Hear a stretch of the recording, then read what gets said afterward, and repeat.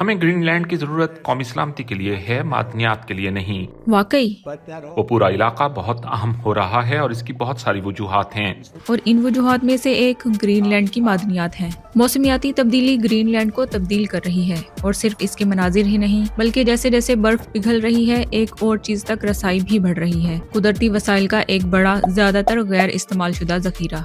Greenland जो Denmark की बादशाहत का एक खुद मुख्तार इलाका है, नायाब जमीनी अनासिर के बहुत बड़े जखायर पर वाक़ है। ये अनासिर विंड टरबाइन्स, इलेक्ट्रिक कारों की बैटरियों, semiconductors, fighter jets, satellites, drones यानी जदीद टेक्नोलॉजी पर इन्हिसार करने वाली हर चीज के लिए कलीदी अहमियत रखते हैं। ग्रीनलैंड के मिनरल पोर्टल के मुताबिक ये जजीरा 36 मिलियन टन से ज्यादा नायाब मादनियात रखता है। अगर ये सब काबिल रसाई हो जाएं, तो अमेरिकी जियोलॉजिकल सर्वे के मुताबिक ये चीन के बाद दुनिया के दूसरे सबसे बड़े मालूम जखायर होंगे।